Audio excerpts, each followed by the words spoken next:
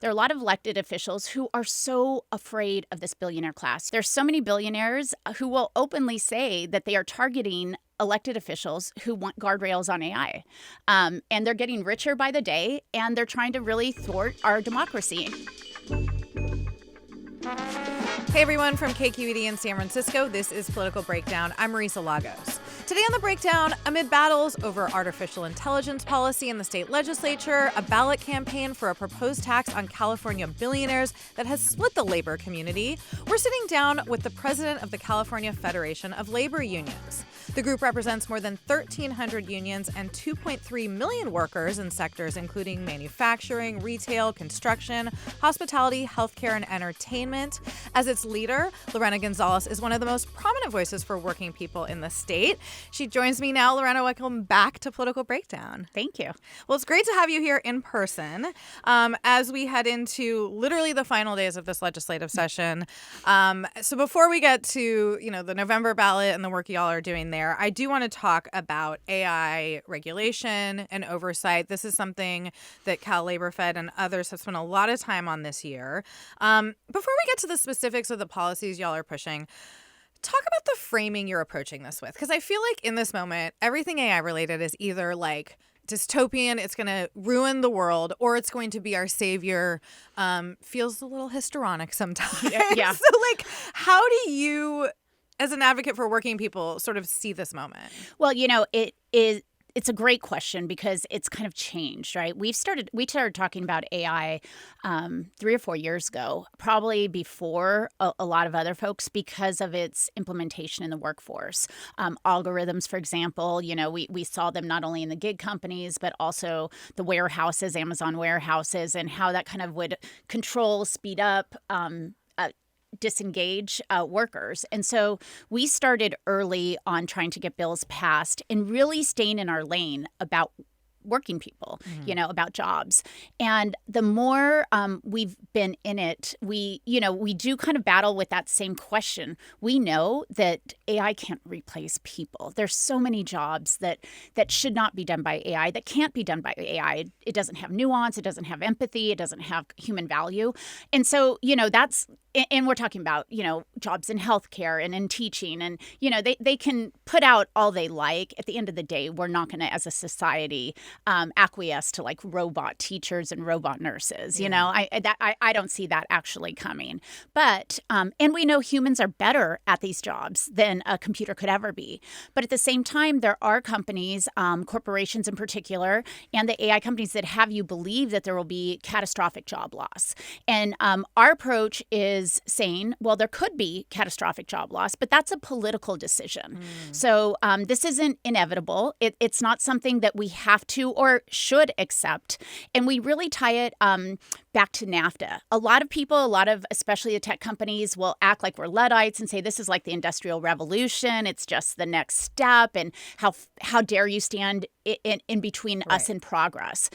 What we think it's more similar to is NAFTA. NAFTA was a political decision where the elites in this country decided to outsource jobs to cheaper foreign labor that didn't do it as well, weren't as skilled, and quite frankly made rich people become much richer and working class people really get hollowed out in parts of this country. That's what could happen here. You have companies who want to outsource skilled work to computers, to robots. We already know the work product will be less skillful. It'll be less good. And they do it so that they can get richer, not to benefit a community. And if we allow it to happen, like we did with some of the bad trade deals, we'll end up not just through, the Midwest, but throughout California and New York and everywhere else with communities that are devastated by job loss. So that's kind of the overall framing. Yeah. It took us a while to get there. I mean, this was all new, and we're really at the forefront in California of trying to navigate AI in the workplace. Do you see potential upsides for employees? Are there ways in which these political decisions can, not just benefit the companies or the overall economy, but workers by if we see these more as tools than like takeovers? Sure. I'm sure There could be. I don't know that I've been convinced that I've seen that. We do believe that there should be human oversight, that if somebody wants to tell me that a big rig is safer driven by a computer, okay, well, humans should be there as well. We've had computers flying planes for a long time. We still insist that there are 2 pilots there.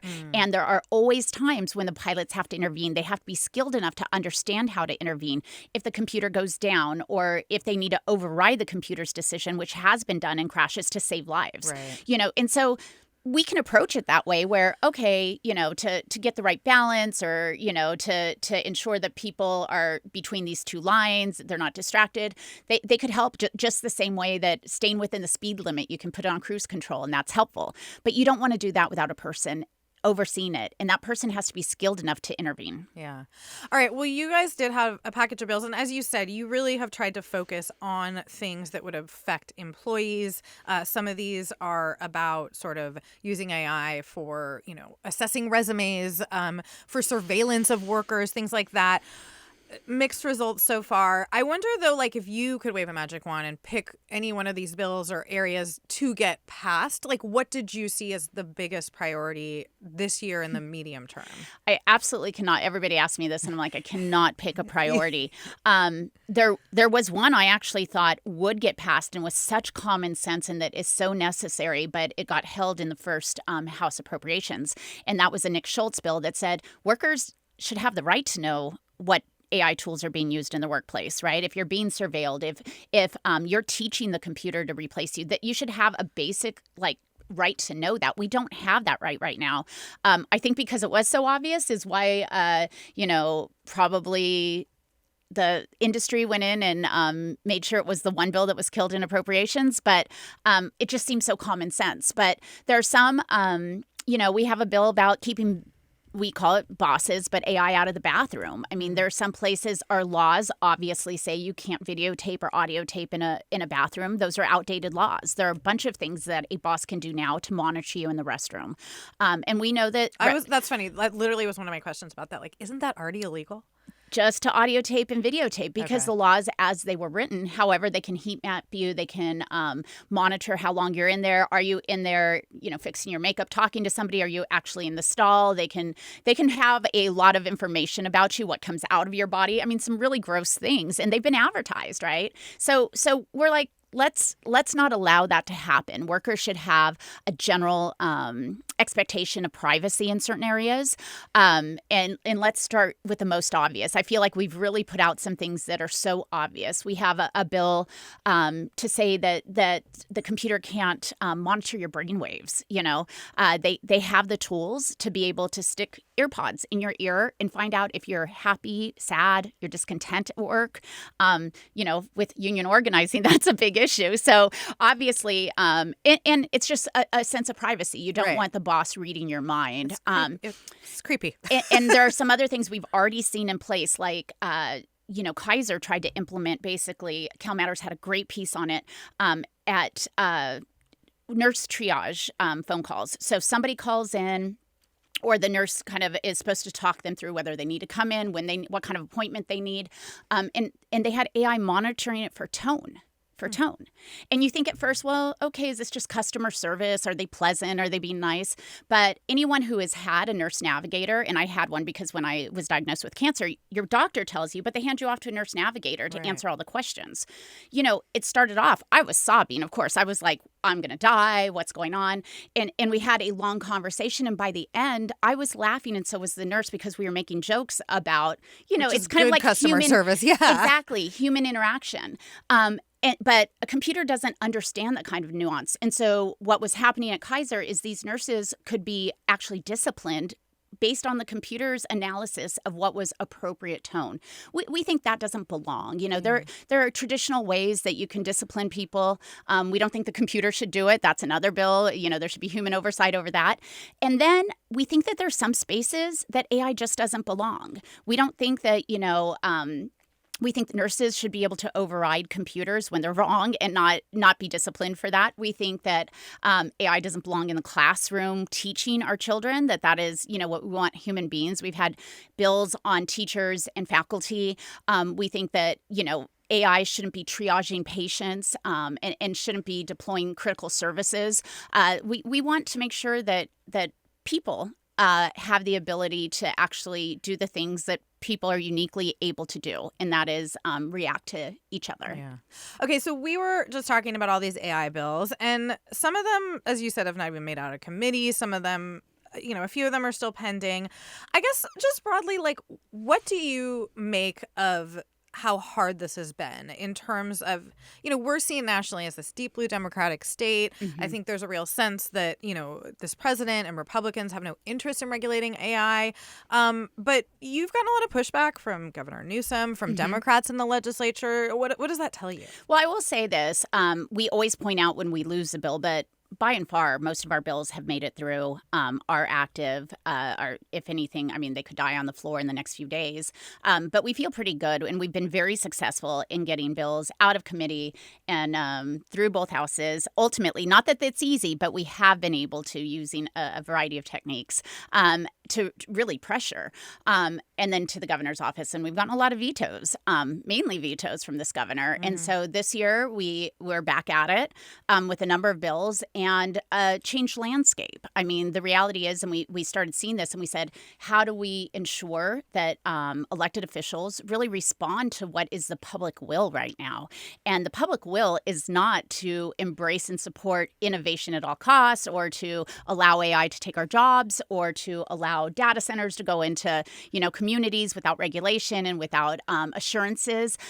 So it's been growing, and it's not a Democratic issue or a Republican issue. It really is bipartisan. Now, that's not reflected necessarily in a lot of the votes that are taken in the legislature, but we know from polling that it is absolutely bipartisan. People do not want AI to take their job. They don't want AI to de-skill them. They don't want the boss to surveil them with AI. And quite frankly, there fewer and fewer people are buying into this idea that there's any good with AI beyond making like a meme or a poster, doing advanced Google searches, I mean, it's no secret that this governor is looking at a presidential run. Mm-hmm. How is his posturing on AI going to affect how labor, thinks about his candidacy? Like, you guys had some pretty strong words at the beginning of this year about that. And I think, sort of warned that this is a red line.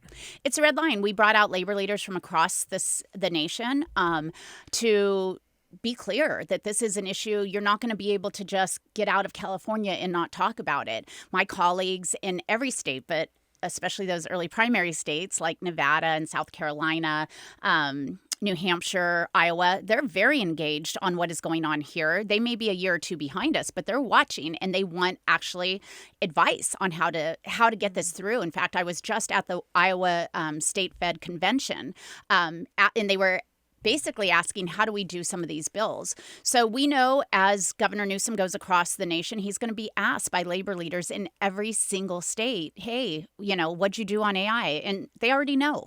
We're very clear. We've been telling everybody. The AFL-CIO, Liz Shuler, the president of the AFL-CIO, came out and said the same thing. And it doesn't matter if you're Gavin Newsom or Donald Trump. We're going to expect that you put guardrails around AI, that you promote workers over AI, and that you have some realistic expectations. Yeah. All right. Well, let's pivot to another thing where you have some big disagreements with the governor, which is Proposition 40. This is a ballot measure that was put on by SEIU UHW. They represent healthcare workers. It would impose a one-time 5% tax on billionaires. And it is shaping up to be maybe the biggest fight this year on the ballot in California. It was incredibly controversial before it even qualified for the ballot. The governor tried to convince Dave Reagan, the head of UHW, SEIU, to take it off.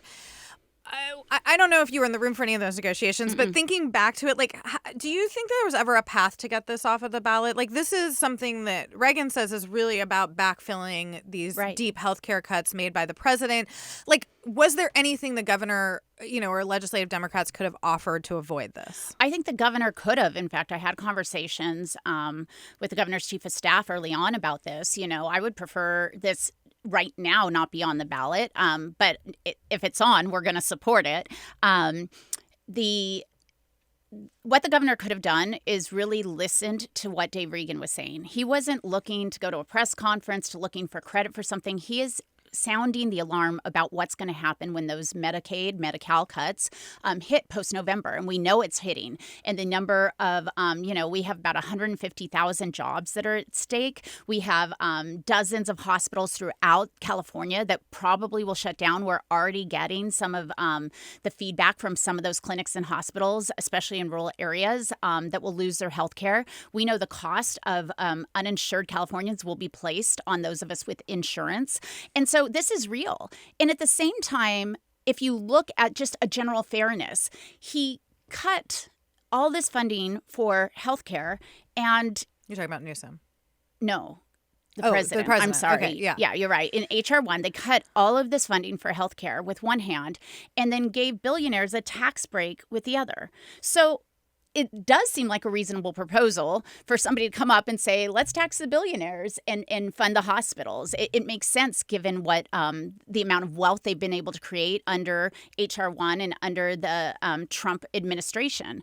So I think if the governor and some of the pushback was like, hey, these problems are going to be beyond my governorship. You don't, budget out that long. And I think that there could have been a more honest engagement about how we are going to fund healthcare. What is our solution? Right. But do you have any qualms? I mean, this is a one-time tax. Mm-hmm. It is very likely to get tied up in court. There's two competing measures aimed at kind of nullifying it that we can talk about in a minute. But why put this much political capital on the line for a one-time tax when these healthcare cuts are permanent as they stand? Well, because we actually think, we'll win back Congress. This cycle, if you will, that doesn't help because it doesn't mean that it'll get funded. And then we'll have a new president in 2 years that will have to refund a lot of these cuts. So one time and having a Band-Aid seems like a really smart idea. And it prevents the kind of criticism of people will just leave. They've had to have already left. We're only going to tax them once. If they love California, they'll stay.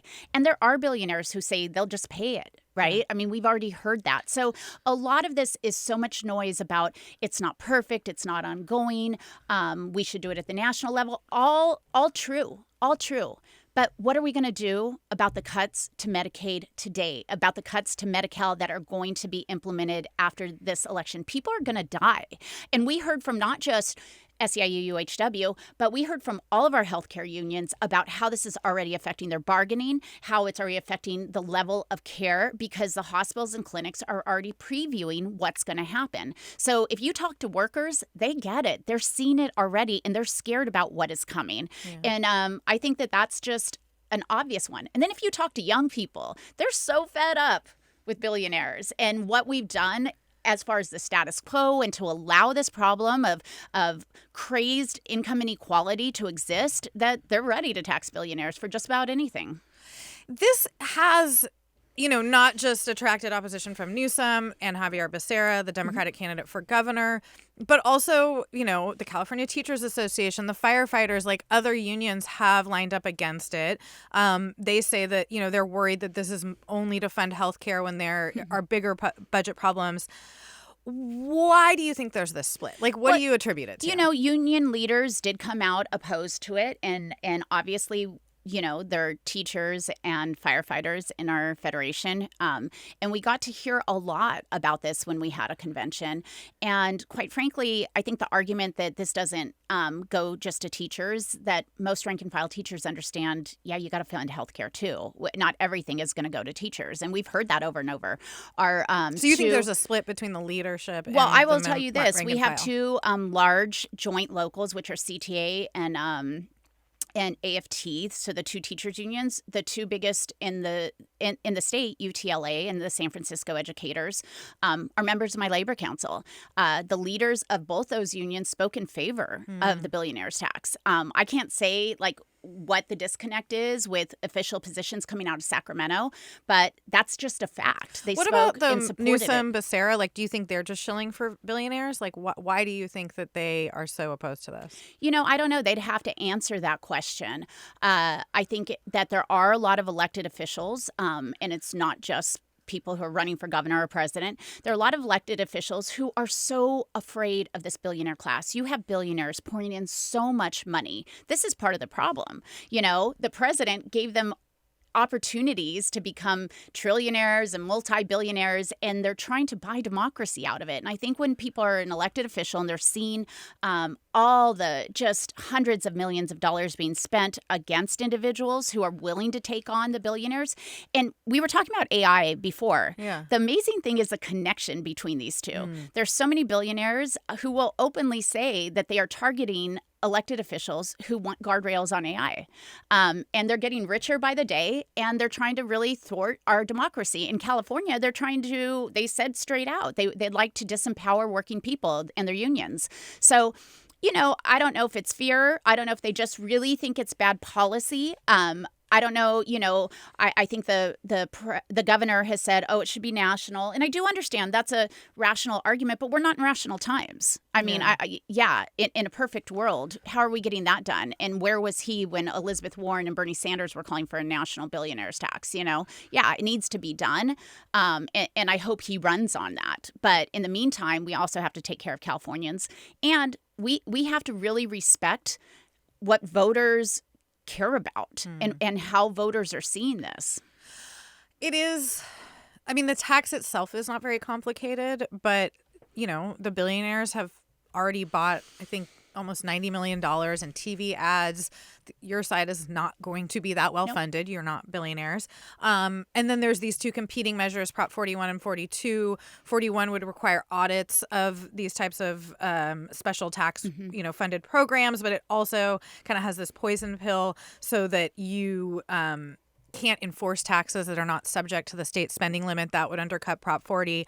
42 is another attempt, has other poison pills in it. Like, what does this campaign look like? How do you convince people when you're going to be so outspent and when there are big guns, not just the billionaires, but like the governor on the other side? Well, that is a political reality that we're facing in general. The billionaires will always have more money to spend. And I tell, I've traveled the state talking to union members, talking to activists, talking to students, and I said they will always outspend us. That's not a question.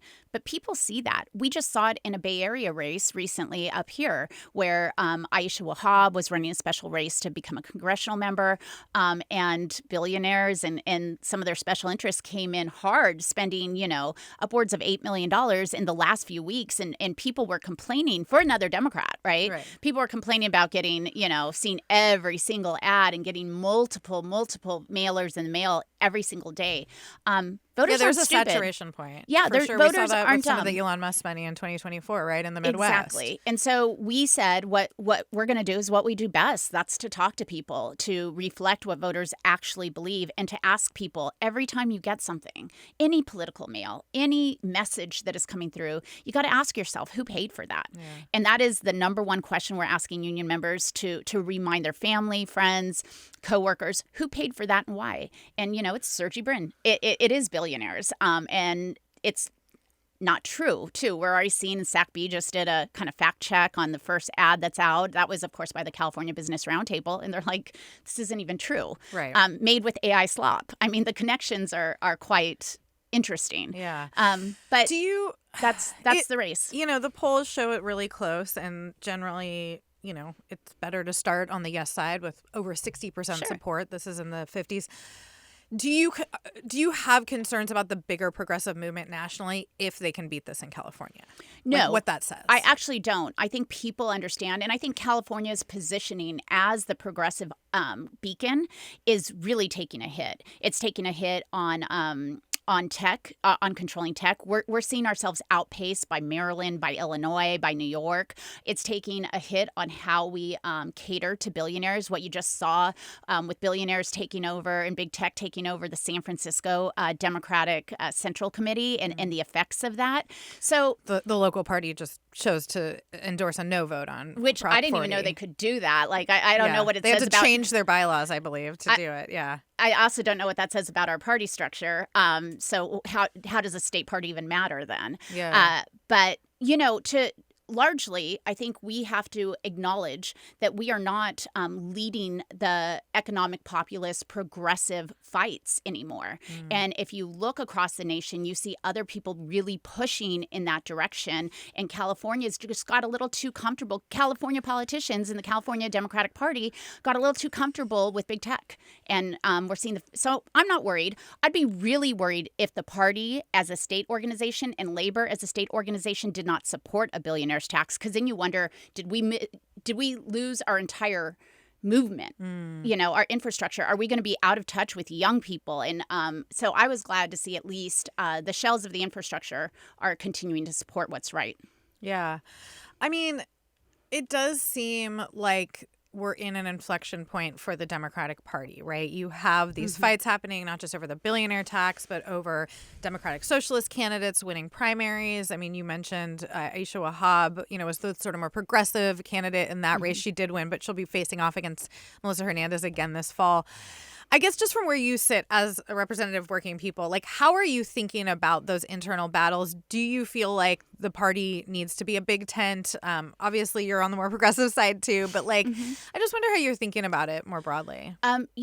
We say this all the time, and I don't think people believe us. But the labor movement isn't partisan, right? We have lined up with the Democratic Party because the Republican Party has tried to destroy us. But we see the faults in the Democratic Party, and I just think that they're highlighted more than ever. So you've seen prominent labor leaders step away from the DNC. Of course, we're still going to fund it. Of course, most of the time, a Democrat will be better for organized labor than a Republican. However, that's not across the board. And I think we're seeing more and more Republicans who are saying, hey, I believe in collective bargaining. And that's going to really challenge some of the Democrats who take labor for granted. We're seeing the kind of proliferation in the Midwest of independent candidates or libertarian candidates who don't follow the libertarian, they're economic progressives, and so I think we're going to have a reckoning. And, I'll be honest with you. Gosh, I'm sure the head of the Democratic Party will love this, but there isn't a day that goes by maybe there's a day that goes by, but days after days, I'll say, I'm going to quit being a Democrat. This is ridiculous. Like, come on, what are we about? I do believe in the principles of the Democratic Party. I believe in fighting Trump. That's all important. I believe in a woman's right to choose. But I really believe in unions, and I know that our economic structure has to change. And so if the Democratic Party can't rise to that, I think they're going to have a real problem. All right, got to leave it there. Lorena Gonzalez is president of the California Federation of Labor Unions. Thank you so much. Thank you. That is going to be a wrap for Political Breakdown. We're a production of KQED. Our engineer today is Jim Bennett, and our producer is Izzy Bloom. Our video team includes Jim McKee, Derek Larto, Kate Lipensky, and Vivian Morales. I'm Marisa Lagos. See you next time.